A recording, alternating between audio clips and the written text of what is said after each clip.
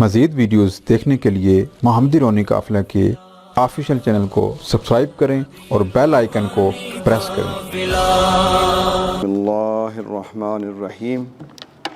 اللہم صلی علی محمد وعلی آل محمد وبارک وسلم۔ سبحان اللہ وبحمدہ سبحان اللہ العظیم۔ میرے آقا نبی کریم صلی اللہ تعالی علیہ وآلہ وسلم کا فرمان اقدس ہے کہ مومنوں میں سے کامل ترین مومن وہ ہے جو بہترین اخلاق کا مالک ہے اور اپنے اہل و عیال کے ساتھ انتہائی نرم رویہ اختیار کرتا ہے۔ اللہ کے محبوب نبی کریم صلی اللہ تعالی وسلم کی یہ حدیث مبارک ترمذی شریف میں ہے، اور اس کی روایت کرنے والی سیدہ طیبہ زاہدہ عابدہ ام المومنین حضرت عائشہ صدیقہ رضی اللہ تعالی عنہا، اور دیگر کتب حدیث میں بھی یہ ایک اہم موضوع پہ گفتگو جب اخلاق کے بارے میں کی جاتی ہے تو یہ حدیث مبارک کوٹ کی جاتی ہے۔ حدیث کے مجموعے میں میں نے پڑھا کہ اللہ نے جو مومن کو نعمتیں دی ہیں ایمان کے بعد، ان میں سب سے بڑی جو نعمت ہے وہ ہے کسی بندے کے اندر اچھے اخلاق کا پیدا ہونا، اس کا رویہ، اس کے بول چال، لوگوں کے ساتھ رہنا سہنا، اپنے بیوی بچوں کے ساتھ، اپنے کولیگ کے ساتھ، اپنے سٹاف کے ساتھ، اپنے اسٹوڈنٹ کے ساتھ، اپنے حلقہ احباب میں جن کے ساتھ اس بندے کا واسطہ پڑتا ہے، اور وہ واسطہ انسان کا یا تو بہت قریب کر دیتا ہے اس کے عمل کی وجہ سے، یا نفرت کے بیج بو دیتا ہے۔ اور میرے آقا نبی کریم صلی اللہ تعالی وسلم کی یہ حدیث حضرت عائشہ صدیقہ رضی اللہ تعالی عنہ بیان فرماتی ہیں کہ مومنوں میں سے کامل ترین مومن وہ ہے۔ اب مومنوں سے پھر چنا جس کے اندر دو صفتیں ہیں، مومنین میں سے پھر آگے چنا جا رہا ہے کہ کامل ترین شخص وہ ہے جس کا پہلے نمبر پہ اخلاق بہت اچھا ہے، اور دوسرا چیز یہ ہے کہ وہ اپنے اہل و عیال کے ساتھ نرمی اختیار کرنے والا ہو، اپنے بیوی بچوں کے ساتھ نرمی اختیار کرنے والا ہو۔ یہ نہیں کہ ان پہ ظلم و ستم اور تنگ دستی اور اس طرح کی اذیتیں ان کو دے۔ جو بندہ اپنے گھر میں بچوں کے ساتھ اذیت والی زندگی ان کو دیتا ہے اور خود بھی وہ گزارتا ہے تو تنگ دستی کی طرف وہ چلا جاتا ہے، محتاجگی کی طرف وہ چلا جاتا ہے۔ اور جو شخص فراخ دلی کے ساتھ اپنی حیثیت کے مطابق اپنے آل و عیال پر خرچ کرتا ہے اور ان سے کلام کرنے میں نرمی اختیار کرتا ہے تو اللہ تبارک و تعالی اس بندے کے رزق میں فراخی عطا کرتا ہے۔ اور یہ دو خاص نعمتیں ہیں جو کامل ترین مومنوں کے اندر پائی جاتی ہیں، نمبر ایک اخلاق، دوسرا اپنے آل و عیال کے ساتھ اس کا اچھا ہو جانا۔ اور اخلاق کے زمرے میں بہت سے شعبے آتے ہیں جس میں آپ کے بیوی بچے بھی ہیں، آپ کے ہمسائے بھی ہیں، آپ کے رشتہ دار بھی ہیں، آپ کے دوست بھی ہیں، جن کے ساتھ آپ مل جل کر کام کرتے ہیں وہ بھی ہیں، یا وہ لوگ جو نئے لوگ آپ کی زندگی میں داخل ہوتے ہیں وہ بھی ہیں۔ لیکن یہاں پر اہل و عیال کو پھر نمایاں طور پر یہاں پر بیان کیا گیا ہے تاکہ گھر کے ماحول کو بہتر بنایا جائے۔ اور گھر کے ماحول کو بہتر بنانے میں مرد کا بڑا اہم کردار ہوتا ہے، عورت کا بڑا اہم کردار ہوتا ہے۔ اگر عورت بھی بد زبان ہوگی تو بچے بھی وہ گالیاں سیکھیں گے، اگر مرد بھی بد زبان ہوگا تو اس کی اولاد پہ اس کا بہت ہی برا اثر ہوگا۔ اور اسی کے حوالے سے ایک حدیث مبارک اور بھی میں نے پڑھی جس میں میرے آقا صلی اللہ علیہ وسلم فرماتے ہیں کہ تم میں سے کامل ترین ایمان اس کا ہے، کامل ترین ایمان اس کا ہے جو ان میں سے بہترین اخلاق کا مالک ہو، جس کے چہرے پہ مسکراہٹ ہو، جو لوگوں کے لیے نرمی کے ساتھ بولتا ہو، جو لوگوں کے لیے نرم گوشہ رکھتا ہو، جو لوگوں کو معاف کرنے والا ہو، وہ کامل ترین انسان ہے۔ اور تم میں سے بہترین شخص وہ ہے جو اپنی بیویوں کے ساتھ حسن سلوک کرنے والا ہے، یعنی اس کا اپنی بیوی کے ساتھ حسن سلوک زیادہ ہو۔ اور میرے آقا نبی کریم صلی اللہ علیہ وسلم کی ایک حدیث مبارک حضرت جابر رضی اللہ تعالی عنہ ابو داؤد میں بھی ہے، احمد میں بھی ہے، دیگر حدیث کتب کے اندر یہ جلوہ گر ہے حدیث مبارک۔ میرے آقا نبی کریم رؤوف الرحیم صلی اللہ تعالی وسلم ارشاد فرماتے ہیں کہ تم میں سب سے زیادہ محبوب اور قیامت کے دن میرے نزدیک ترین بیٹھنے والے وہ لوگ ہیں جو تم میں سے اخلاق میں اچھے ہیں۔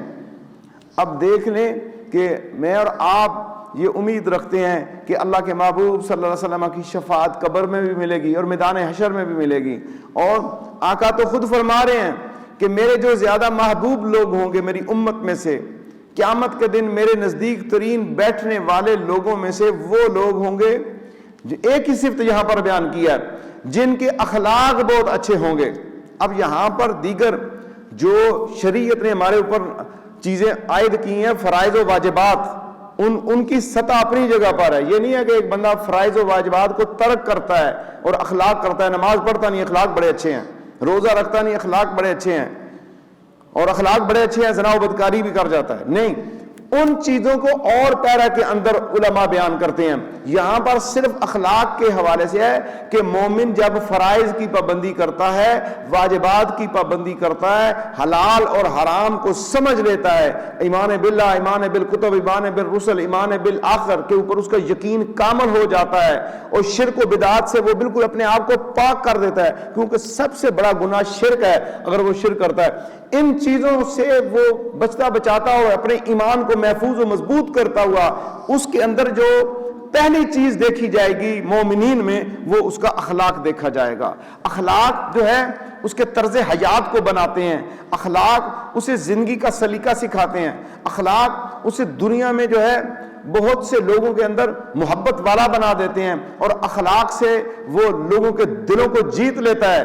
اور اسلام بھی دیکھ لیجئے تلوار سے نہیں پھیلا، اخلاق کے ساتھ پھیلا ہے۔ میرے آقا صلی اللہ تعالی وسلم نے اپنے اخلاق کے ذریعے، اپنی محبت کے ذریعے جو توحید کا پیغام دیا ہے، پتھر کھائے ہیں لیکن توحید کا پیغام دیتے رہے ہیں، لوگوں نے برا بھلا بھی کہا، سادوں کو امین ماننے کے باوجود جب آپ نے لوگوں کو دعوت حق دی کہ لوگوں اللہ ایک ہے، اس کے آگے جھک جاؤ، اسے الہ مانو، لوگوں نے انکار کر دیا، اس کے باوجود دل برداشتہ نہیں ہوئے، اپنے کام کو جاری رکھا۔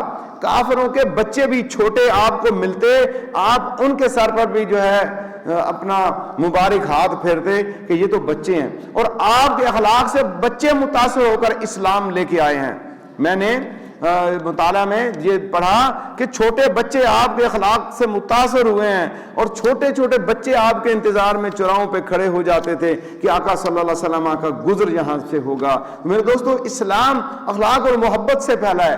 میں اور آپ بھی محبت کے ساتھ اخلاق کا ایک نمونہ بنتے ہوئے، آقا نبی کریم صلی اللہ علیہ وسلم کی سنت مبارک پہ عمل کرتے ہوئے، اس ماہ رمضان کے اندر ہم یہ نیت کریں کہ ہم نے نرمی کے ساتھ، محبت کے ساتھ، اخلاق کے ساتھ اور پیار کے ساتھ جو ہے ہم نے لوگوں کو دعوت حق دینی ہے، قرآن اور سنت کی دعوت کی طرف بلانا ہے، جس میں سب سے پہلا حق میرے اپنے وجود کا ہے۔ کیا انسان تو اپنے وجود کو جہنم کی آگ سے بچا، کیونکہ محبوب صلی اللہ علیہ وسلم نے ارشاد فرمایا اللہم اجرنی من النار، کہ لوگوں جہنم کی آگ سے پناہ مانگو، جہنم کی آگ سے، جس کا پہلا حق ہے کہ یہ جو جسم جسے میں بڑا سکون اور راحت سے رکھتا ہوں، سردی اور گرمی سے بچاتا ہوں اور اسے اچھی پوشاک پہناتا ہوں، اس جسم کو ایک کانٹا چبھ جائے پورا جسم تکلیف میں آتا ہے، تو پھر پہلا حق یہ ہے کہ میں اللہ کی اطاعت کر کے، اللہ کے رسول صلی اللہ علیہ وسلم کی اطاعت کر کے اس جسم کو جہنم کی آگ سے بچاؤں۔ پھر جو میرے قرب و جوار میں سب سے قریب ترین رشتے ہیں،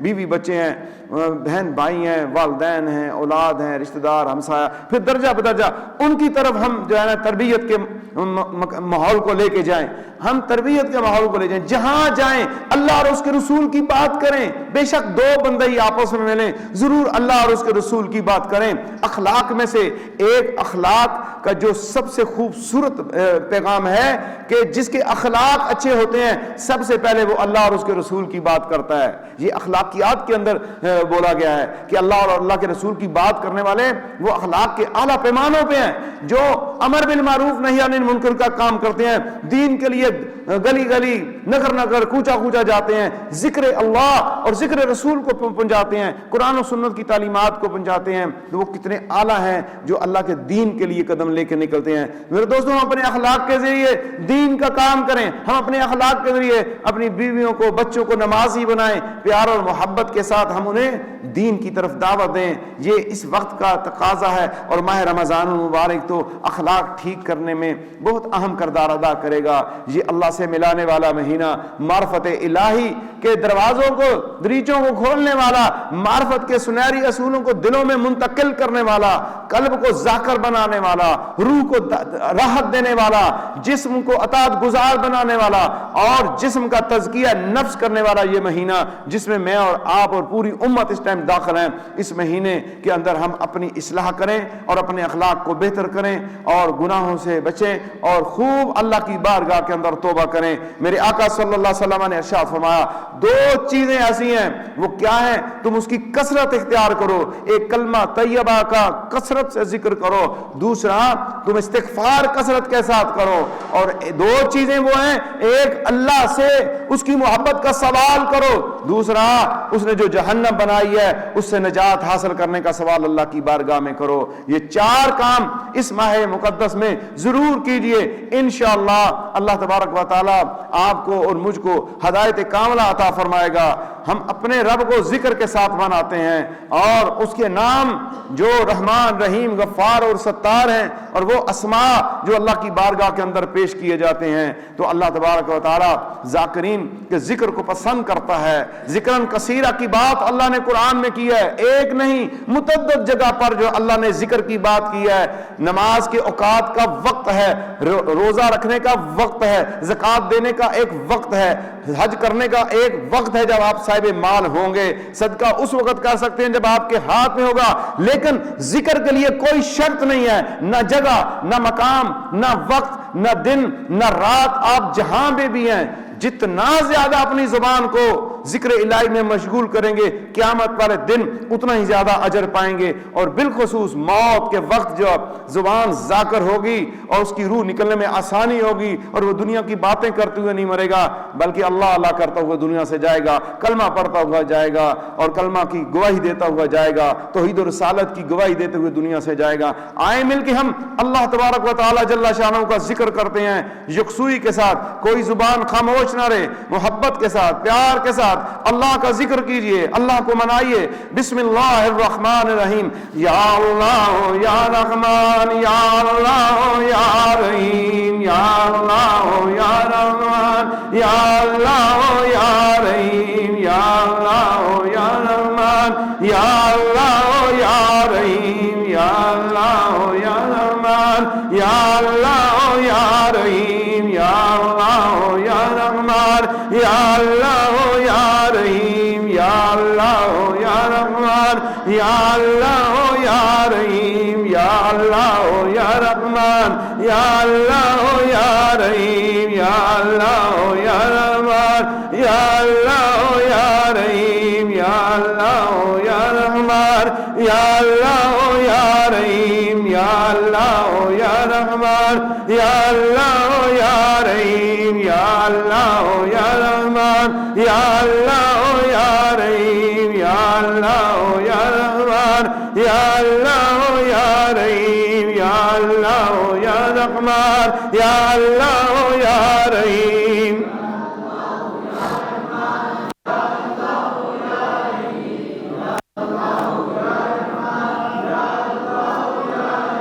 یا اللہ عز و جل، یا اللہ یا غفار، یا اللہ یا ستار، یا اللہ یا غفار، یا اللہ یا ستار، یا اللہ یا غفار، یا اللہ یا ستار، یا اللہ یا غفار، یا اللہ یا ستار، یا اللہ یا غفار، یا اللہ یا ستار، یا اللہ یا غفار، یا اللہ یا ستار، یا اللہ یا غفار، یا اللہ یا ستار یا اللہ یا غفار یا اللہ یا ستار یا اللہ یا غفار یا اللہ یا ستار یا اللہ یا غفار یا اللہ یا ستار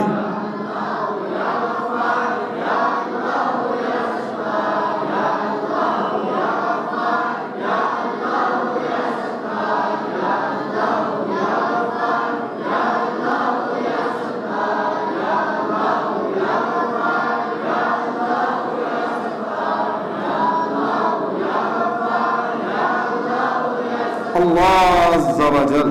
الحمد للہ رب العالمین والصلاة والسلام علی سید الانبیاء والمرسلین. اللہم صلی علی محمد وعلی آل محمد وبارک وسلم. اللہم اغفر لی وارحمنی وعافنی. ربنا اغفر لی ولوالدی وللمؤمنین یوم یقوم الحساب. اللہم رب ارحمہما کما ربیانی صغیرا. اے پاک پروردگار ہمارے لیے ہدایت کے دروازے کھول دے. اے اللہ میں حق پر قائم رکھ. باطل طور طریقوں باطل قوتوں سے محفوظ فرما. کثرت کے ساتھ اپنا ذکر کرنے کی توفیق عطا فرما. اے اللہ اپنے محبوب کی مبارک سنت پہ چلنے کی توفیق عطا فرما. سب حاضرین و سامعین کی حاجات کو پورا فرما. اے اللہ مسلمانوں کو فتح و نصرت عطا فرما. مسلمانوں میں اتفاق اتحاد اور محبت پیدا فرما. ہمارے وطن عزیز کی حفاظت فرما. اے مولا ہماری سرحدوں کی حفاظت فرما. اے اللہ یہود و نصارہ کو نیست و نابود فرما. اسلام کے پرچم کو بلندی عطا فرما. اے اللہ اسلام کے طریقہ کار کے مطابق ہمیں زندگی بسر کرنے کی توفیق عطا فرما. اے اللہ ہماری آنکھوں میں حیا پیدا فرما. زبان کو سچا فرما. ہماری بیٹیوں بہنوں کو پردہ نصیب فرما. نوجوانوں کو ہدایت کاملہ عطا فرما. مولا ہمیں 5 وقت کا نمازی بنا. مولا ہمیں تفرقوں سے محفوظ فرما. اے اللہ ایک نبی کی امت ہے ایک بنا. اے اللہ ایک قرآن کو پڑھنے والے ہم سب کو ایک بنا. اے اللہ تیری بارگاہ میں تیری محبت کا سوال کرتے ہیں. تیرے محبوب کی محبت کا سوال کرتے ہیں. اے اللہ ہمیں جہنم کی آگ سے آزاد فرما. اے اللہ جہنم کی آگ سے پناہ مانگتے ہیں. مولا ہم سب کی دعائیں قبول فرما. وصلی اللہ تعالی علی خیر خلقہ محمد وآلہ واصحابہ واولیاء امتہ اجمعین برحمتک یا ارحم الراحمین. لا الہ الا اللہ محمد رسول اللہ.